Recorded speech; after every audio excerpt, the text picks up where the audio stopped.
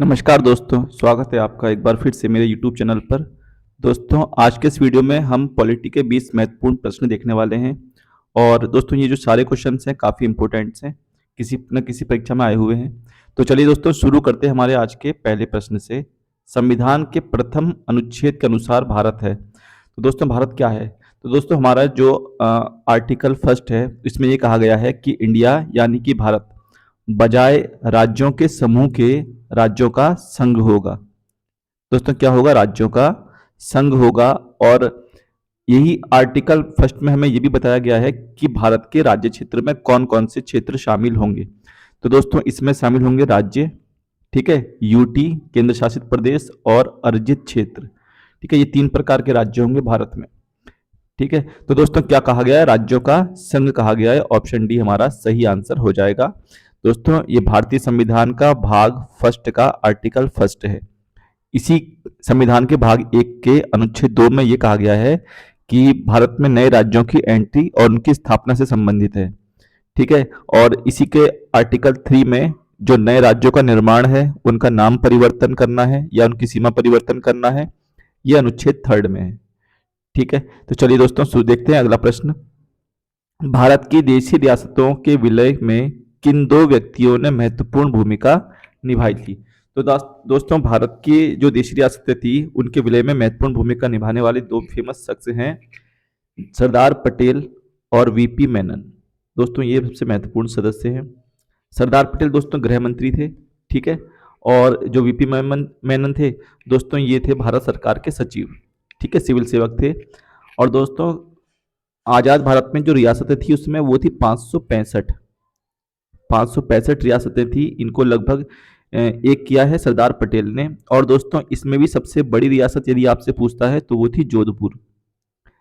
ठीक है, जोधपुर रियासत जो थी वो सबसे बड़ी थी और सबसे छोटी रियासत थी शाहपुरा। ठीक है, ये भी आप याद रखेंगे, शाहपुरा रियासत जो थी वो सबसे छोटी रियासत थी। ठीक, चलिए अगला प्रश्न देखते हैं। संविधान में हमारे राष्ट्र का उल्लेख किन या किस नामों से किया गया है? तो दोस्तों, हमारे भारत का जो उल्लेख है वो किया गया है भारत और इंडिया, यही दो नामों से रिप्रेजेंट किया गया है। ठीक है, ऑप्शन ए इसका सही आंसर हो जाएगा, इंडिया तथा भारत, भारत तथा इंडिया। ठीक, अगला प्रश्न है दोस्तों, भारतीय संघवाद को सहकारी संघवाद किसने कहा था? तो दोस्तों, ये कहा है केसी बियर ने, ठीक है, सॉरी जी ऑस्टिन ने, ग्रेनविल ऑस्टिन ने भारतीय संघवाद को सहकारी संघवाद कहा है। ठीक है, केसी बियर ने तो दोस्तों लक्ष्य और आकांक्षाओं का घोषणा पत्र कहा है डीपीएसपी को, ये हमको पता होना चाहिए। ठीक है, लक्ष्य और आकांक्षाओं का घोषणा पत्र डीपीएसपी को ये केसी बियर ने कहा है। ठीक, चलिए तो ऑप्शन ए हमारा जो है दोस्तों वो सही आंसर हो जाएगा। अगला प्रश्न है, भारतीय संविधान का कौन सा भाग नागरिकता से संबंधित है? तो दोस्तों, नागरिकता जो है वो भारतीय संविधान के भाग 2 में है। ठीक है, आर्टिकल 5 से लेकर दोस्तों 11 तक नागरिकता के बारे में प्रावधान दिए गए हैं। ठीक है, चलिए अगला प्रश्न देखते हैं। भारतीय संविधान निम्न में से कौन सी नागरिकता प्रदान करता है? तो दोस्तों, नागरिकता जो प्रदान करता है वो करता है एकल नागरिकता, ठीक है, सिंगल सिटीजनशिप। और दोस्तों, ये हमने कहां से लिया है? ये हमने लिया है ब्रिटेन से। एकल नागरिकता का प्रावधान हमने ब्रिटेन से लिया है।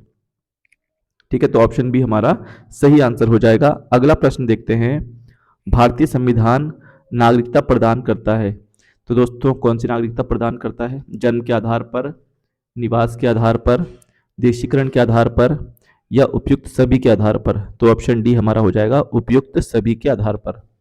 दोस्तों, 5 प्रकार से नागरिकता प्राप्त की जा सकती है, जन्म से, ठीक है, वंश से, पंजीकरण से, देशीकरण से और अर्जन से। ये 5 आधार होते हैं नागरिकता प्राप्त करने के। इसके अलावा दोस्तों, नागरिकता समाप्त जो होती है वो 3 प्रकार से की जा सकती है। नागरिकता समाप्त, ठीक है, वो क्या है? स्वैच्छिक त्याग, या तो आप खुद नागरिकता छोड़ दें भारत की, या बर्खास्त करके आपको बर्खास्त किया जाए, ठीक है, और या फिर आपको वंचित कर दिया जाए नागरिकता से, आपके पास नागरिकता है और आपसे वो नागरिकता छीन ली जाए। ठीक है, तो ये 3 आधार हैं नागरिकता समाप्त करने के और 5 होते हैं नागरिकता मिलने के। अगला प्रश्न है, राष्ट्रपति को अध्यादेश जारी करने की शक्ति किस अधिनियम के द्वारा दी गई है? तो दोस्तों ये क्वेश्चन आप देखेंगे ध्यान से, अगर राष्ट्रपति को पूछता है अध्यादेश जारी करने की शक्ति, तो दोस्तों ये इसको मिलती है भारत सरकार अधिनियम 1935 से। ठीक है, ऑप्शन बी हमारा सही आंसर हो जाएगा। अगर दोस्तों ये पूछता है कि गवर्नर जनरल को अध्यादेश की शक्ति किस अनुच्छेद से मिलती है, तो दोस्तों गवर्नर जनरल को जो अध्यादेश की शक्ति मिलती है वो मिलती है 1861 के भारत परिषद अधिनियम से। दोस्तों दोनों अलग अलग प्रश्न है, याद रखेंगे। गवर्नर जनरल को 1861 के और राष्ट्रपति को भारत सरकार अधिनियम 1935 के अधिनियम से। ठीक, चलिए अगला प्रश्न देखते हैं। भारत की संघात्मक व्यवस्था निम्नलिखित में से किस देश से ली गई है? तो दोस्तों सबसे पहले तो संघात्मक व्यवस्था या संघीय व्यवस्था में क्या प्रावधान होते हैं? तो दोस्तों यहाँ पर संविधान की सर्वोच्चता होती है, शक्तियों का विभाजन केंद्र और राज्यों के बीच में दोस्तों बांट दिया जाता है। ठीक है, दोहरी शासन प्रणाली होती है, लिखित और कठोर संविधान होता है उस देश का।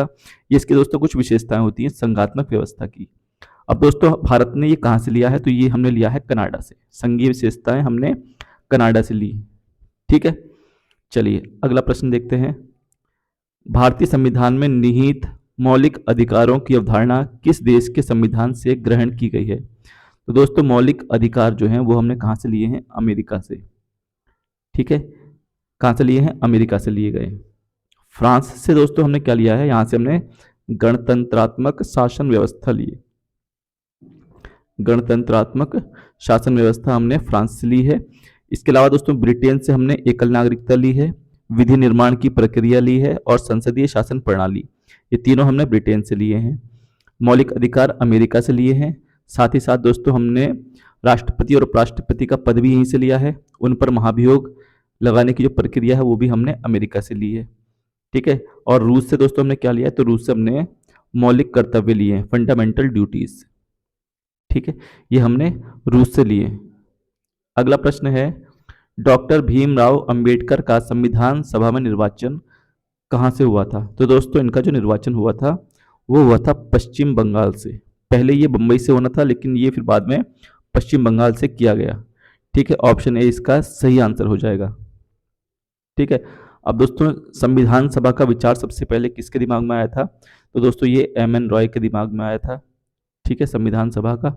और उसके बाद 1935 में कांग्रेस ने आधिकारिक रूप से संविधान सभा की मांग की थी और 1946 में कैबिनेट मिशन के थ्रू भारत में संविधान सभा का निर्माण होता है। ठीक है, तो ये क्वेश्चन भी आप याद रखेंगे। चलिए आगे देखते हैं, डॉक्टर भीमराव अंबेडकर का जन्म और मृत्यु कब हुई? तो दोस्तों डॉक्टर भीमराव अंबेडकर का जन्म हुआ था 14 अप्रैल 1891 को महू, जो कि वर्तमान में मध्य प्रदेश में है। ठीक है दोस्तों, इनकी जो मृत्यु हुई थी वो 1956 को हुई थी। ठीक है, और दोस्तों जो डॉक्टर भीमराव अंबेडकर हैं, ठीक है, इनकी जो समाधि स्थल है वो चैत्य भूमि में है। इनकी समाधि स्थल का नाम चैत्य भूमि है और ये मुंबई महाराष्ट्र में है। ये भी आप याद रखेंगे। ठीक है, तो ऑप्शन बी हमारा जो है वो सही आंसर हो जाएगा, ऑप्शन बी। अगला प्रश्न है, किस वर्ष में जन गण मन को भारत के राष्ट्रगान के रूप में अपनाया गया? तो दोस्तों जनगण मन को हमने कब अपनाया था? 24 जनवरी 1950। ठीक है, सी इसका सही आंसर हो जाएगा। इसके बाद दोस्तों यदि मैं बात करूं राष्ट्रीय ध्वज की, राष्ट्रीय ध्वज हम लोगों ने कब अपनाया था भारतीय संविधान सभा ने? तो ये अपनाया था 22 जुलाई 1947 को। ये भी आपको याद रखना है, 22 जुलाई 1947 को। ठीक है, राजकीय चिन्ह को हमने 26 जनवरी 1950 को अपनाया था। ठीक, चलिए अगला प्रश्न देखते हैं, निम्नलिखित में से संघ संविधान समिति का अध्यक्ष कौन था? तो दोस्तों संघ संविधान समिति के जो अध्यक्ष थे वो थे जवाहरलाल नेहरू। ठीक है, ऑप्शन सी जो है वो हमारा करेक्ट आंसर हो जाएगा। डॉक्टर भीमराव अंबेडकर की बात करूं दोस्तों तो ये थे प्रारूप समिति के अध्यक्ष। किसके थे? प्रारूप समिति के अध्यक्ष थे। ठीक है, जे.बी. कृपलानी दोस्तों ये मूल अधिकार उप समिति के अध्यक्ष थे। मूल अधिकार उप समिति के अध्यक्ष कौन थे? जे.बी. कृपलानी थे। ठीक है, इसके अलावा दोस्तों अगर मैं बात करूं अल्लादी कृष्ण स्वामी अय्यर, तो ये प्रारूप समिति के ही एक सदस्य थे। ठीक, चलिए अगला प्रश्न देखते हैं, भारतीय संविधान के किस भाग में नागरिकों के मौलिक अधिकारों का उल्लेख किया गया है? तो दोस्तों मौलिक अधिकार किसमें है? भाग 3 में। किस अनुच्छेद में? तो दोस्तों 12 से लेकर 35 तक है। ठीक है, आर्टिकल जो 32 है, इसे डॉक्टर भीमराव अंबेडकर ने संविधान का हृदय और आत्मा कहा है। और दोस्तों ये है क्या? संवैधानिक उपचारों का अधिकार है, ये भी आपको पता होना चाहिए। ठीक है, चलिए। और दोस्तों ये कहाँ से लिए गए हैं मौलिक अधिकार? तो ये दोस्तों अभी बताया था पीछे, ये अमेरिका से लिए गए हैं। अगला प्रश्न है, भारतीय संविधान के किस अनुच्छेद में राज्य को ग्राम पंचायतों के गठन का निर्देश दिया गया है? तो दोस्तों ग्राम पंचायतों के गठन का निर्देश आर्टिकल 40 में। ठीक है दोस्तों, कहां पर है? आर्टिकल 40 में। अगला प्रश्न है, निम्नलिखित में से किस अनुच्छेद में समता के अधिकार का प्रावधान है? तो दोस्तों समता यानी कि समानता के अधिकार का प्रावधान आर्टिकल 14 से लेकर के 18 तक। ठीक है, अनुच्छेद 14 में विधि के समक्ष समानता है। 19 में दोस्तों अभिव्यक्ति की स्वतंत्रता है, विचार की स्वतंत्रता है, आर्टिकल 19 में आएगा। अनुच्छेद 20 में दोस्तों दोष सिद्धि के संबंध में संरक्षण है। ठीक है, और अनुच्छेद 21 में जीवन और व्यक्तिगत स्वतंत्रता है।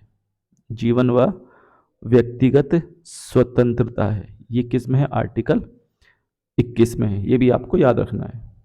अगला प्रश्न है, यह वाक्य किसने कहा था? राज्य के नीति निदेशक तत्व ऐसा चेक है जिसे सुविधानुसार अदा किया जा सकता है। तो दोस्तों ये स्टेटमेंट था केटी शाह का। ऑप्शन सी इसका सही आंसर हो जाएगा। अगला प्रश्न देखते हैं, समान नागरिक संहिता किस राज्य में लागू है? तो दोस्तों सबसे पहले लागू करने वाला जो राज्य था वो था गोवा। ऑप्शन सी इसका सही आंसर हो जाएगा। अगला प्रश्न है, भारतीय संविधान के किस अनुच्छेद में समान न्याय एवं निशुल्क विधिक सहायता का प्रावधान है? तो दोस्तों ये है आर्टिकल 39 के ए में। ऑप्शन बी इसका सही आंसर हो जाएगा। दोस्तों ये थे टॉप 20 इंपॉर्टेंट क्वेश्चंस आज के। आई होप आपको समझ में आया होगा। वीडियो यदि अच्छी लगे दोस्तों तो उसको लाइक, शेयर और कमेंट्स जरूर करें। धन्यवाद।